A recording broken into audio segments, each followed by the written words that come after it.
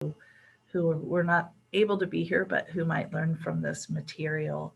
So welcome to Harnessing Mindfulness for Retention and Profitability. I'm Cindy Fry, President of the Columbus Area Chamber of Commerce. It's great to see so many of you on the call. You've got your pen and paper and you're ready to do some work around mindfulness. We are sponsored today by Express Employment Professionals, and I'd like to introduce Phil Powell, VP of Operations and Managing Partner for our sponsor. And Phil, will you just give us a word? Say hello. Hey, good morning, everyone. Happy to be here. We're happy to be sponsoring this for sure. This is my first session to be able to join, but I've heard awesome things about the first couple, so I'm excited about today and to partner with the Chamber in hosting these talent talks. Like Cindy said, it is so timely. Who would think that coming out of the pandemic and all of the craziness and all of that, unemployment would be where it is. And it is still a major part of the economic situation for us in South Central Indiana.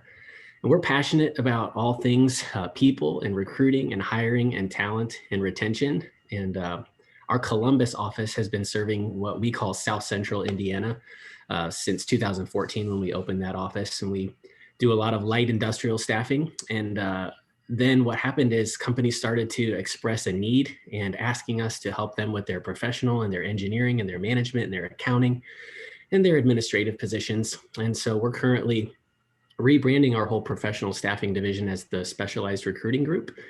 We have 6 professional and administrative recruiters, a team of 10 on our light industrial team to help support companies. And we support hiring and retention with engineering, skilled trades, administrative, accounting and finance, warehouse and manufacturing. So we currently have worked with over 85 companies in the South Central Indiana area just last year. I'm helping them hire, and companies are coming out of the woodworks asking for help. And so that's why these group of sessions is so timely, is everyone needs talent, everyone needs people, and boy, are they hard to come by. So look forward to today on mindfulness. And boy, when it comes to mindset, I feel like we've been having to adjust our mindset now for so many times over and over for the last 12 months, and we're still in the middle of it. So looking forward to today. We're very happy to be here, but that's all. I won't take up any more time. Thanks, guys. Appreciate it. Thank you, Phil. Thanks for your support. So I want to tell you about our presenter today. Deepti Vijay Kumar is a professional coach. She is also a diversity and inclusion specialist, a thought leader, a professional speaker, and area director for Toastmasters. She earned her engineering degree from Pune University, her MBA while she was in Bangalore, India, and a master's in science at New York University, Buffalo, with a focus on business analytics and systems. And now Deepti works with individual leaders as well as groups of leaders to impart knowledge and best practices to build the strong inner mechanism that unlocks strong leadership. Deepti, welcome. Thank you, Cindy, for that warm welcome. Hello, everybody. Good morning, and we will start once I share my presentation.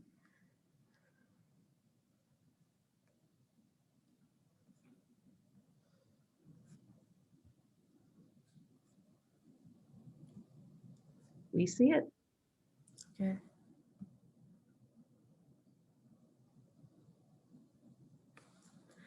All right. Mindfulness is a very trending topic. And as a high performance coach, I have had some experience dealing with it. And I believe mindfulness is a switch from taking already known external inputs to believing on what you have gained as a person. A switch from old paths of thinking, old neural networks, to new networks encouraged by your own internal intelligence. Some of us call it emotional intelligence.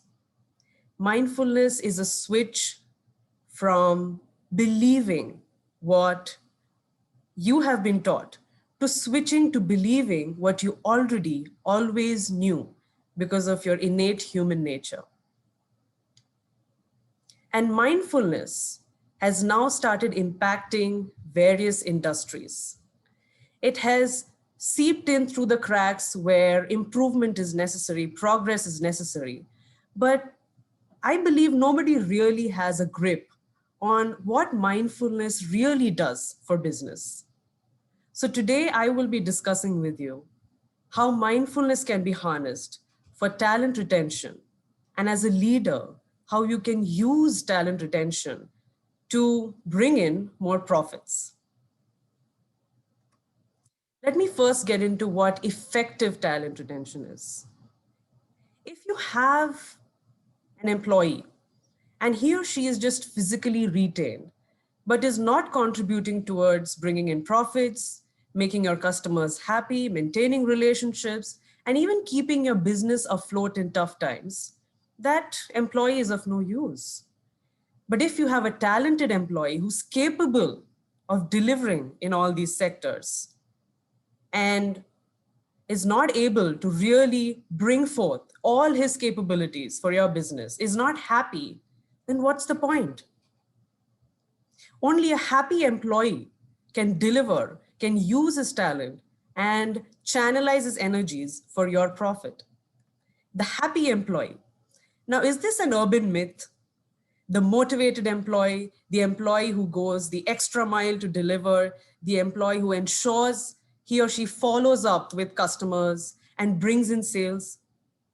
I would say it's not an urban myth, but it's definitely not very common, especially considering the COVID crisis and all the ups and downs that we've had to face as a community, as a country, and as the world. And so our subject of interest today is not the happy employee. Our subject of interest is the unhappy employee.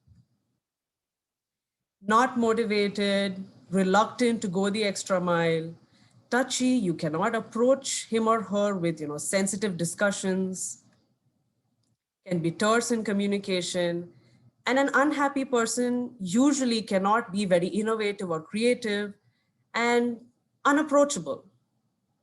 This is a phenomena that's more common than the happy employee. But why are we talking about the unhappy employee? It's not like the unhappy employee is driven to clinical depression or is harming others or self-harming. There's no big crisis here on the face of it. Then why are we discussing the unhappy employee? What is the cost of an unhappy employee? Unhappy workers reportedly cost the US between 450 and 550 billion US dollars each year lost in productivity.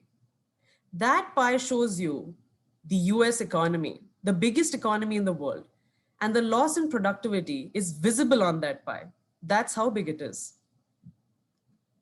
What exactly constitutes lost productivity? It's such a generic, abstract term, but there are specifics to it. Customer losses due to reluctance in engagement, turnover costs due to quitting, the learning curve is lost. You have to hire a new employee, train him or her back into full force, lost sales due to bruised brand reputation, customers not feeling comfortable to go ahead with deals, obviously lack of creative and innovative solutions, defective products because the employee is not paying attention, and insurance costs of accidents at workplace. Now we've seen the impact on the economy. What's the impact on the company? How does it look on a company level? Companies with disengaged employees had a loss of 32% in their operating income. That's 1/3 of the income you could have made. If you could have made $100,000 this year, you would make just $70,000 because your employee is unhappy. And at an employee level, 15% less profitability. So if your employee brings in, say, a profit of $20,000 annually, 15% less profitability is $3,000 less.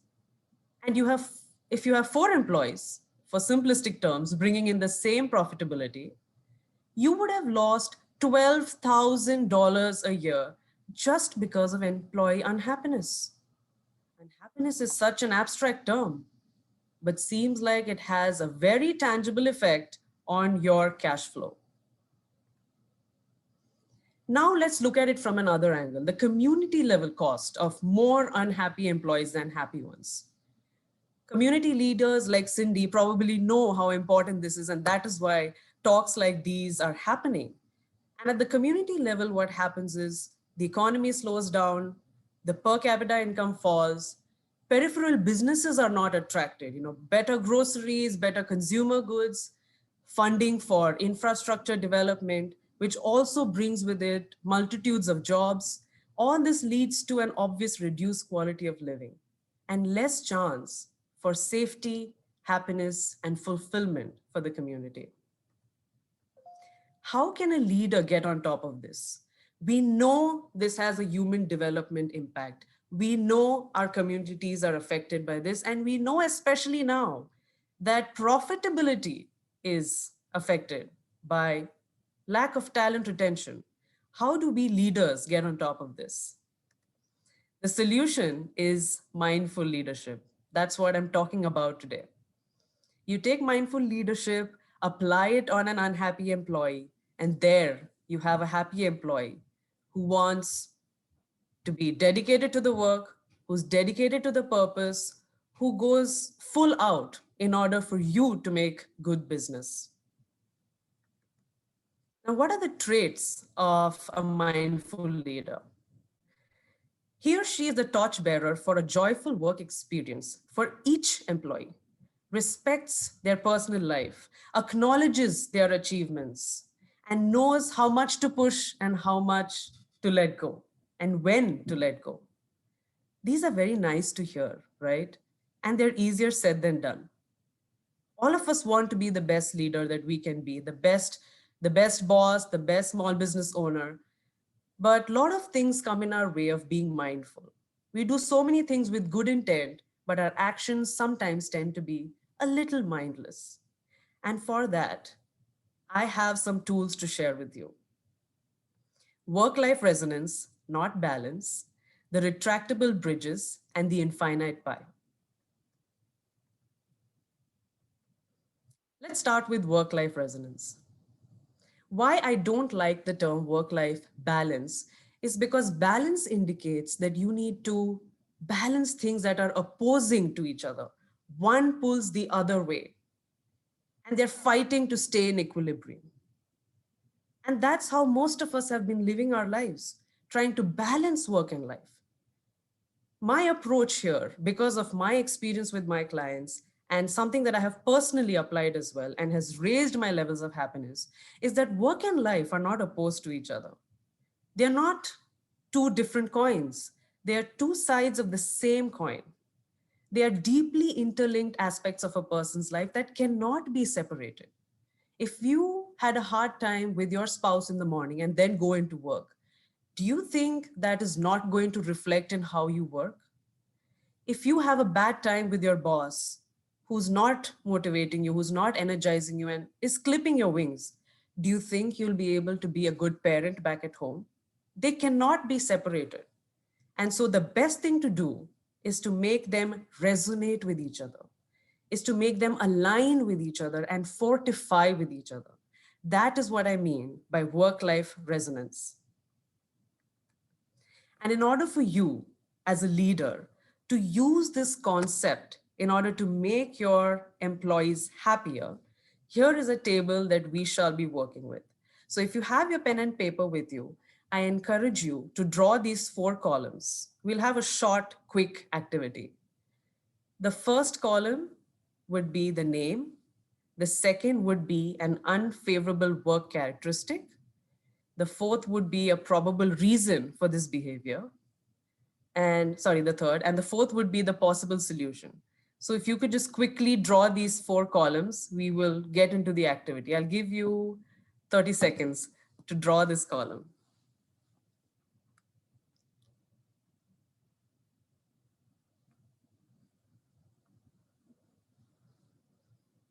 And as you're drawing, I'd like you to imagine the name of one employee or one colleague who seems to be exhibiting some kind of an unfavorable work characteristic, the same old things that I just discussed, seems to be a little insecure, unmotivated, sometimes snaps at people around them, or does not get on calls too frequently, does not speak up at meetings. So I just want to think of that one person, employee or colleague, who displays some unfavorable characteristic, and just put it down on the table, the name and the unfavorable characteristic. And I have an example here to display that. So just put one name and one unfavorable work characteristic. For example, snaps at customers. And this is the part, the third column is the part where I need you to be mindful. I encourage you to close your eyes and visualize this person. Visualize the scenes in which this person is exhibiting that characteristic of being unmotivated or snapping at customers. And I want you to close your eyes and visualize that scene and look for answers in that scene. Does that person have some kind of a health problem? Did that person have arguments with somebody on the team? Is it an ongoing argument? Does that person have a micromanaging boss? Is that micromanaging boss you? Think about it. Be mindful. Is it someone who's extroverted and quarantine has disturbed them deeply because they're not able to meet people? Is that showing up in the form of some kind of a bad behavior? List down the probable reasons. You don't have to be correct. Just be mindful, be observant, list it down. And after you've done that, I want you to look at the fourth column. You as a leader can work out solutions at the workplace in order to tackle these problems. For example, Jordan, who snaps at customers, probably has trouble at home. That's probably a reason. What can you do at work? Spend 10 minutes discussing it. Does Jordan have a micromanaging boss? Catch yourself if that's you and let it go. And if it's somebody else, try to fix that amicably. Quarantine side effects. Give ample opportunity to this employee who loves speaking to people, who loves being among people, to speak up during work. Give him the chance to lead presentations. These are the ways that you as a leader in your workplace can affect happiness, even if it's some problem that they have back at home. You can compensate for it by what you do at work.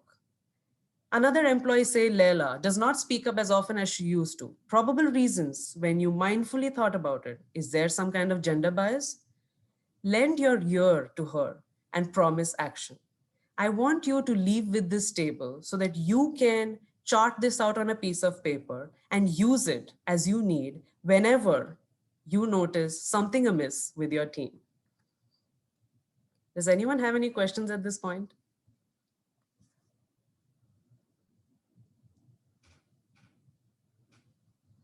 I can go ahead.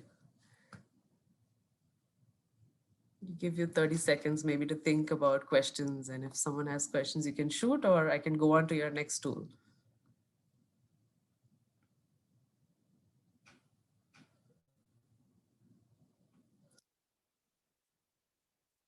Okay, I don't see any hands raised. I'll just move on to the next tool and I'll take questions towards the end probably.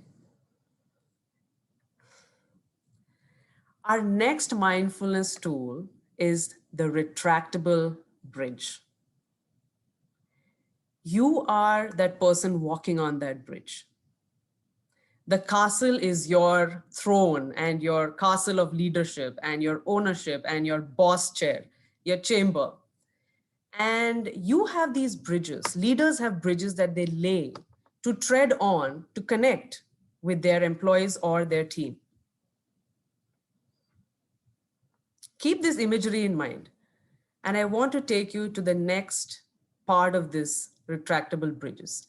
Imagine yourself being a boss, laying down bridges to connect with your employees. Just keep this imagery in mind. We'll get back to it. I have another visualization exercise for you. Imagine that you are leading an art exhibition to raise money for a local animal shelter. You are the leader. You have a team of volunteers. You have assigned work based on the skill sets that they claim they have. You work with your promotions volunteer for several weeks on posters and emails. He's good at what he does. He knows how to make posters. He knows how to send out communication. But turns out that he makes a lot of grammatical mistakes all the time. So you have to keep working back and forth respectfully to ensure that the content is error-free. You are very particular about communication. You have excellent grammar skills. And obviously, it doesn't look professional if communication goes out and it has spelling mistakes or wrong words in the wrong places. And your name is all over the place when it comes to the communication. And you're very particular about perfect communication. When the final launch day arrives, your promotions volunteer sends it all out after so many iterations. And when you take a look, there's a grammatical mistake. Imagine to be in this situation. You're the leader and your team member has made a mistake that you asked him or her to not make again and again. What would you do? On your piece of paper, I would like you to give me an answer. Give yourself an answer of what you would do in this situation. You don't have to share this with anybody. Would you be extremely disappointed and ask him to fix it ASAP? You don't like grammatical mistakes in your posters. You cannot accept this. It needs to be fixed. Would you be frustrated but do nothing about it because it's a volunteer work? One cannot expect perfection. Would you take this as a learning lesson to never let this person take on communication related work again, no matter how good he is? Or would you have some other sort of response or a mix of two? Whatever your response is, please write it down in one sentence. I'll give you 30 seconds to do that. It can also be a combination of these.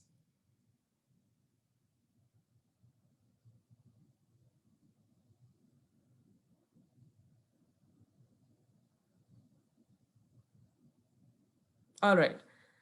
Now that you have your answer on what you would do with this volunteer, with this team member, I'd like to introduce you to the one-sided bridges that leaders tend to form. Goal orientation. This is how a leader has to be, technically. This is how we've been raised to be when you're leading. The goal in mind, what's that end goal? Reach there, make it perfect. That is the bridge you lay on which you tread. And that's what leaders expect of the people that are working for them. The second bridge is that of adherence to my idea of perfection. I think this is how the poster should look. I think it should be grammatically perfect. My idea of a perfect communication is the bridge that I lay that everybody has to tread on, and I will tread on as well. And finally, micromanaging. I have all the skills to be the leader. I know what is to be done. So I will teach everybody how to do their job. It's never this blatant. It's a subconscious bridge that all of us are laying as leaders. But we lay these bridges down and we tread on them and expect others to tread on them as well. Now, I encourage you to retract these bridges. If you see that your team member is process-oriented, is showing up, is doing the work that's needed,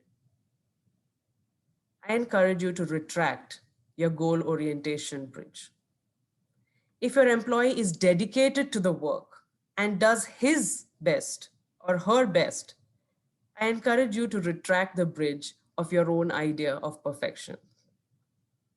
And if your employee is decently skilled, like the volunteer who knows how to use all the technical softwares in order to make a good poster, you don't know it. The volunteer knows it, he knows it. And if he's decently skilled, not perfectly skilled, I encourage you to try and trust and retract the bridge of micromanaging. Let me give you another imagery about the promotions volunteer so that you can really understand the concept of retracting bridges. Empathy is the key. The empathy for your employee is the key to be able to be more comforting to allow people to make mistakes, to freely experiment, and to contribute to the bigger goal. Your promotions volunteer, Tom, let's give him a name, that immediately helps you empathize, didn't grow up privileged enough to go to a good school to learn good language skills.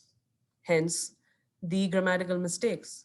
He's excellent at poster making, is self-taught, and has lots of experience. He's decently skilled. He's dedicated to the cause of rescue animals. The art exhibition is for an animal shelter. He's dedicated to that cause. But what is grammar?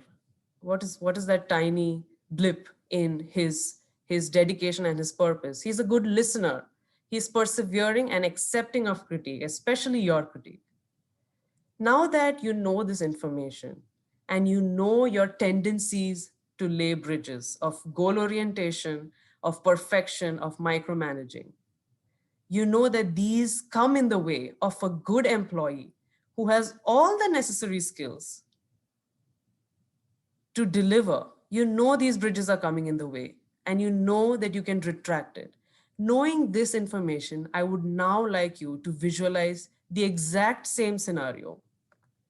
Now, what would you do? Would you be extremely disappointed and ask him to fix it? Would you be frustrated? Would you be grumpy? Would you never work with him again?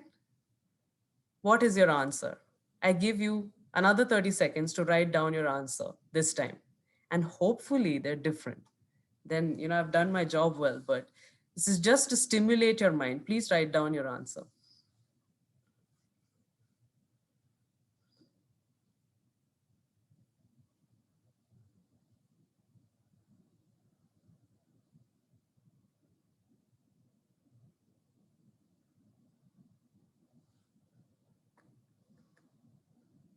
I think I'll take questions at the end.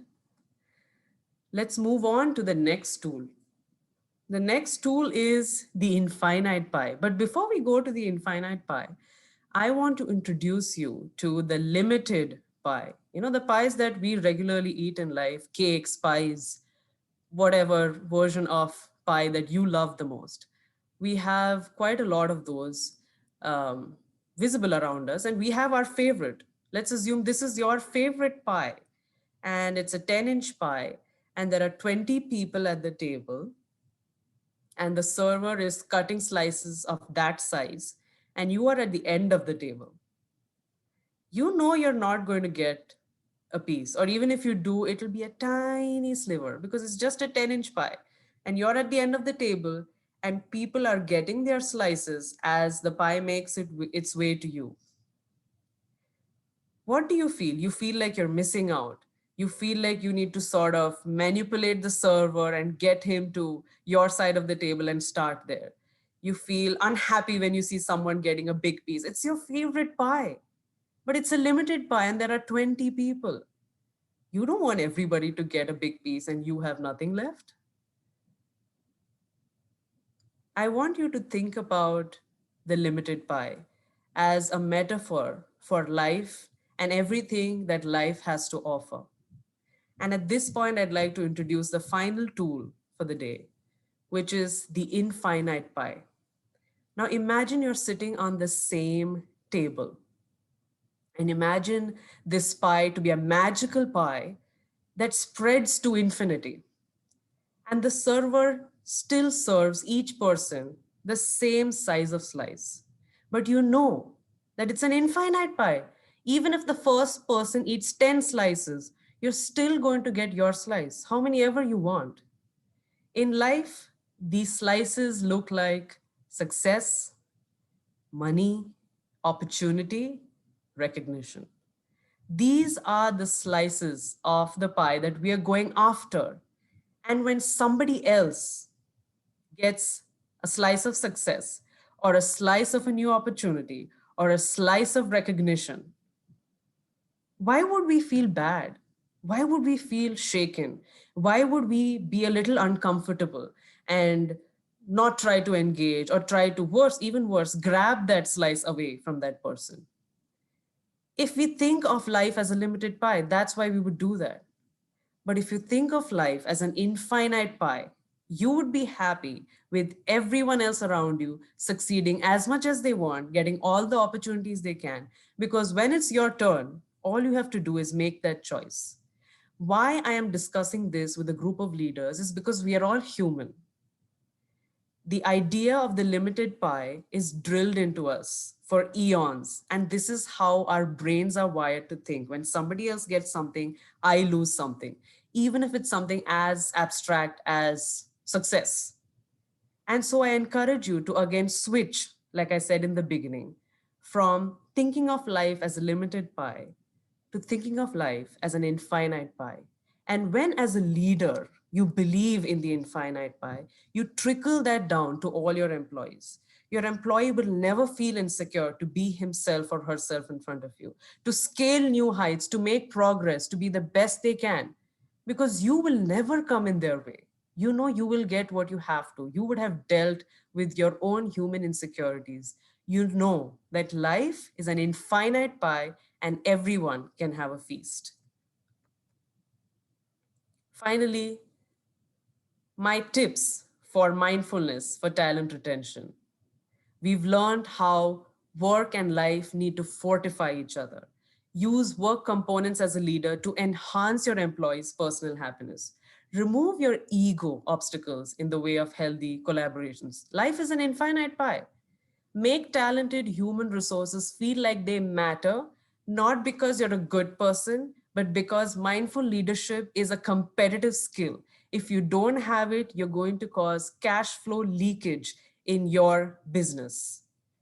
Give your employees emotional fulfillment like no other place can offer. No matter what money, what benefits anybody else throws at them, they will not leave you if you give them emotional fulfillment and self-actualization, as we know in the Maslow's hierarchy.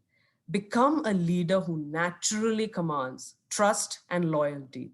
If you are mindful, if you are aware of your employees and their dilemmas, and what they need from this business and from you, you will naturally command their loyalty. You wouldn't have to go after them to check for loyalty.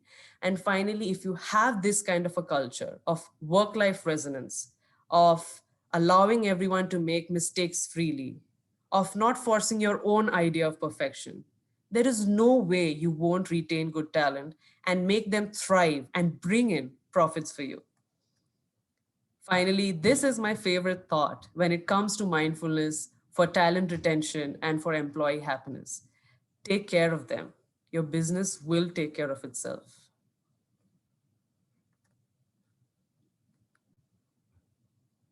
Thank you.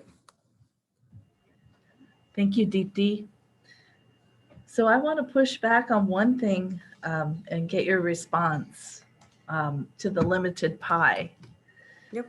So success, opportunity, money, recognition. There are situations where there is only one. There's one scholarship. There's one valedictorian. There's one vice president.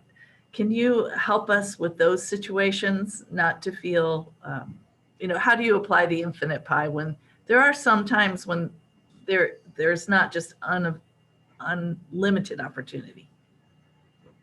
Yes, that's a very good question, Cindy, because even when I was developing the infinite pie concept, I had this thought, it has happened to me, it has happened to my friends. But what I like to direct to when this is the question asked is we have the ability to be myopic or to have farsightedness, depending on our situation. Even in life, even in relationships, and even in things like success and money and recognition, and like you said, scholarships. So when you have a myopic view, which is not always bad, you see that one scholarship and you see 10 of you, and you see you not getting it, but somebody else getting it. But that is the moment when you have to stop being myopic and start becoming farsighted. Is that the only scholarship on planet Earth? No. It's time to move away, see the big picture, and know that life, and especially now, with the internet age and with how the globe has become a big village, the amount of opportunities are endless. And that's the moment when you take that perspective. I hope that answers your question, Cindy. That's helpful. What other questions do our attendees have? Deepti, I had one. This is Mhm. Phil. When Hi, Phil. you had the chart with the employee, the unfavorable characteristics, the probable reasons, and the solution, what would be some ideas to validate the actual reason for the behavior without making inappropriate assumptions as a manager or a leader? Because with this chart, it would be easy for us to maybe assume why they're acting a certain way.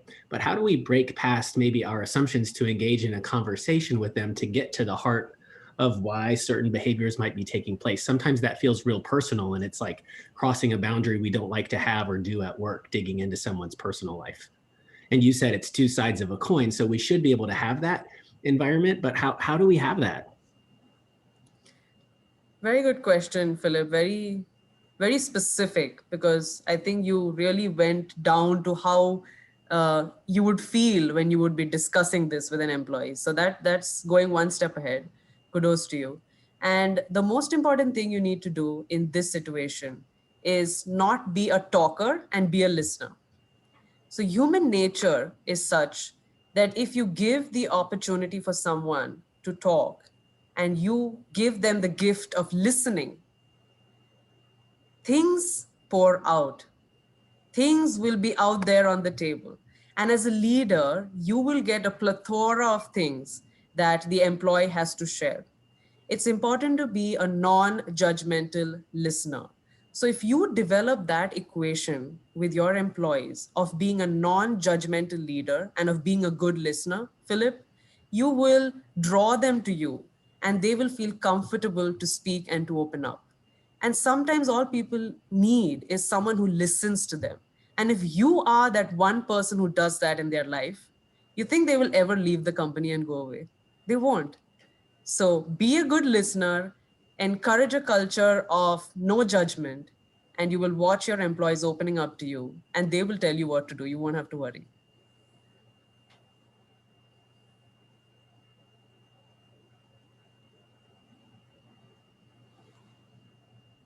Do we have any more questions?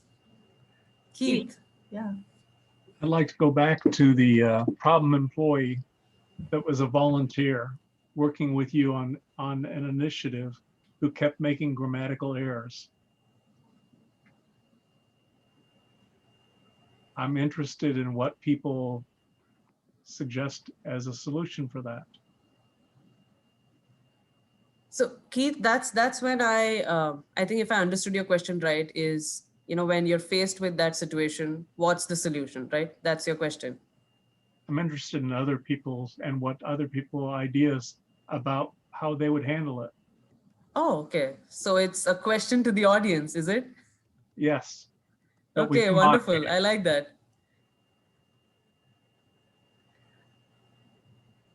Who has a solution? Who can retract their bridges?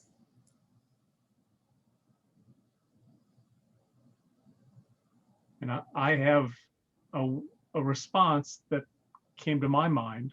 Go ahead, Keith. I'll throw it out. What I would do is I would probe what happened from the vantage point of the volunteer.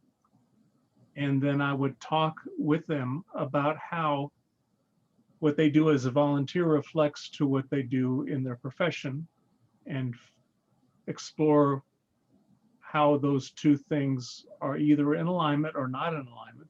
And then I would challenge them to elevate their performance. Thank you, Keith. And I think you just gave an answer that fortifies the idea of empathy and not being stuck inside your own head with what you think the employee should do versus what are the employees' pluses and minuses, and what do you really judge them on? Do you judge them on the adherence to your idea of perfection, or do you judge them on their sincerity in wanting to deliver? So thank you for that input, Keith.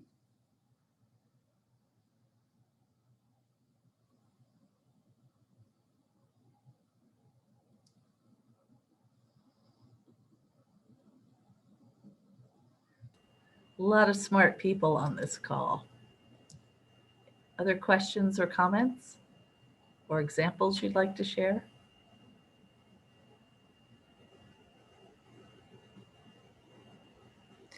I want to know if this presentation and these ideas and these scenarios even felt relatable. So if you raise your hands, I'll know if this was relatable to any of you, any of those scenarios you think, mindfulness will help you, that switch will help you be a better leader. Thank you. Thank you. Oh, that's good. I think more than 50%. So that's awesome. Hey, Deepti, I have a question for you. Yes, Ant, go ahead. How, in my world, I use a lot of independent contractors. I don't necessarily have employees. Could you maybe make some parallels to working with contractors as opposed to employees? Okay. So I think, yes, in that situation, you're both equals and there's not necessarily a boss and an employee relationship. So how you can use mindfulness in this equation is make human connection. Concentrate on connecting to the person within before connecting to their bank account, And that's how you form friendships, right? That's when, and it cannot be fake. It has to be genuine. And genuineness comes from mindfulness, these visualization exercises of why is that person the way he or she is? What's their story? What is it that brought them to this stage? Why are they in this business equation with you? And when you find out all the non-business answers, the personal life, the challenges there, you will know on what point to connect with him, even in a business interaction. And you can leverage their life experiences to have a business interaction that elevates their state of mind. If you are a contractor or a vendor who makes that person happy every time he talks to you, there's no way he or she will not come back for a business interaction for you, or the very least will be your friend. So the human connection is the key there, and elevating their life just with your interaction. They will give you your business end, and you're so charming. You're too kind, Deepti. Thank you for that answer. Mm-hmm. Well, Deepti, I think this has been fantastic. One thing that Cindy said a while ago about, how do you feel about whenever you take the shot and you don't make it or you don't get it in. And it reminds me, as a hockey family, we think a lot about Wayne Gretzky's saying that, you miss 100% of the shots you don't take. So, going out there and taking all of those shots and making sure you're putting yourself out and doing those things is, from a leader, is what I like to try to do, and allow our employees to do those things and not micromanaging, and allowing them, to do their own opportunities and giving them the chance to succeed. And I think that's what, as leaders, and again, knowing who's on this call today as leaders, we allow our employees to take those chances and get that opportunity. So, Deepti, great job. Appreciate it.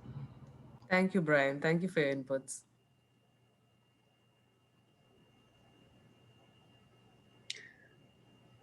Not to keep chiming in here, but I think I'd also add, like, from our world, when it comes to recruiting and retention and helping companies hire, in the beginning, you talked about lost productivity as a result of turnover that companies have. And Cindy, you talked about the low unemployment rate. We just look at Bartholomew County being in the 3% range, or the state being in the 4 to 5. What's crazy is what we're seeing, especially in the hourly workers, is how many people are making a move for 50 cents, for 25 cents an hour, and jumping from this job to that job. Because it's at the hierarchy of their needs at the core is just like, provide for my family financially. But this, like, when they're emotionally connected to the work or they're emotionally fulfilled, that 25 cents or 50 cents doesn't become as much of an issue. And so many companies are seeing and feeling that. And we're feeling that when companies are calling us saying, hey, I can't keep them. They're leaving to go across the street and work wherever. And it's just so important to make sure that they are feeling that connect. And then in addition, they're seeing some kind of success path in that opportunity, even if it's beyond just maybe what they see in that moment. That alone would help reduce some of the turnover and some of the issues with these companies, or the companies feeling people jump, across the street for a quarter an hour more, which seems crazy, but it's really what's happening, is just stealing employees from one company to the next. They're jumping here and jumping there for really minimal dollars. Yeah, thank you for bringing that point up, Philip, especially the perspective of hourly workers.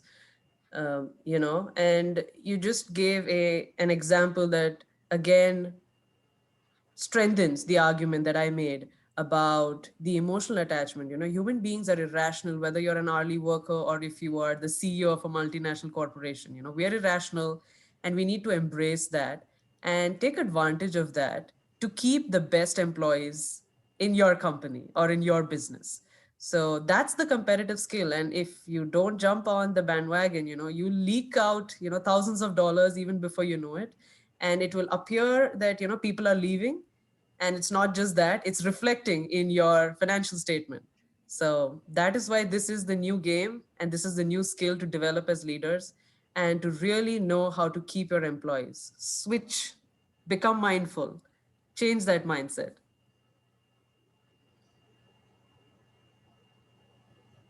Are there other questions for Deepti? If not, we'll go ahead and wrap up. I want to just thank Deepti for the wonderful presentation, and clearly you've put a lot of work in this, and it's really grounded in your own experience as a coach. So thank you for sharing your expertise with us today. I found it very, very helpful just to stop and think about some of these matters, not only from a professional standpoint, but a personal one as well. I'd also like to thank our friends at Express Employment for their ongoing support of our series. Remind you that we will put these recordings on our YouTube channel. So if you want to maybe send them to your boss or coworker or spouse, those will be available for you. And let you know that we have ongoing sessions around talent from now through next Friday. And tomorrow at 10 a.m., I will be presenting the Columbus Talent Attraction Toolkit, a new video, a new website, some of the research we have done about getting people to relocate. And then you'll hear from representatives of the talent recruiting team at Toyota Material Handling, who will explain how they're utilizing this toolkit to tell the Columbus story to their job prospects. So if that would be helpful to you to learn about, please plan to join us. And the registration is easy to find. It's linked to the homepage of the Chamber website, which is columbusareachamber.com. So thank you again, all. Have a wonderful day. Stay safe and stay warm. Bye-bye.